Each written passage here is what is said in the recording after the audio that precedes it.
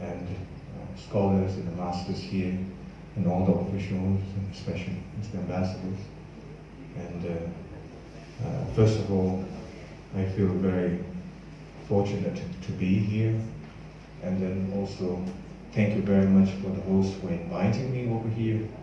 And I really don't have much of a wisdom left by now, because the history about the Buddhism between India and Thailand has been thoroughly explained by Mr. Ambassador, and as well as scholars and all the other officials.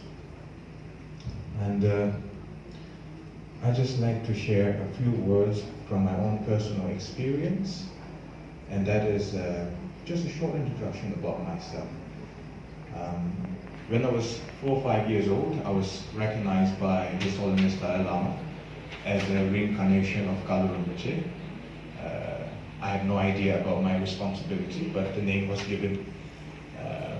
So then, slowly, gradually, I upheld the responsibility of the monastic institution, as well as continuing the tradition of the Tibetan Buddhism.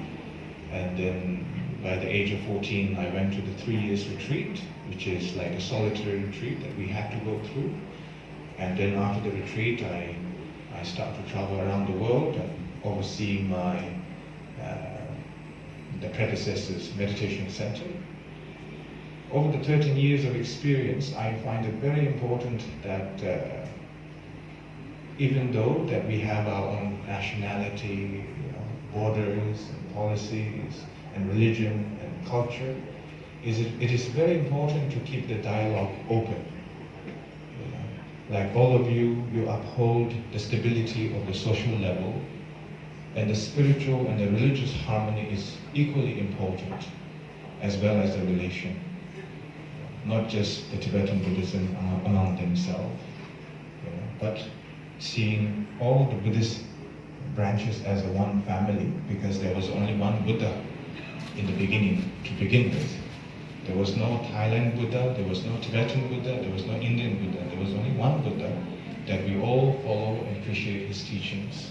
And that is based on loving kindness, which is upheld thoroughly by His Holiness Dalai Lama, the Great 14th.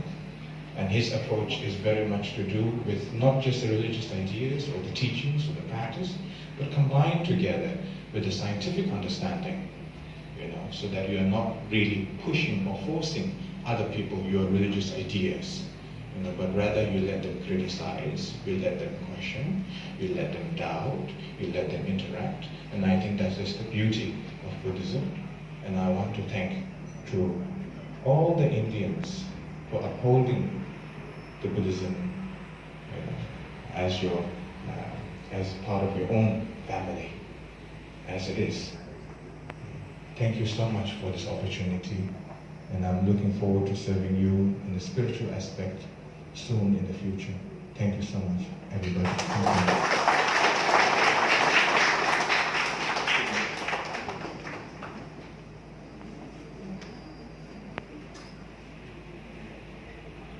Thank you, His Eminence. Very kind words.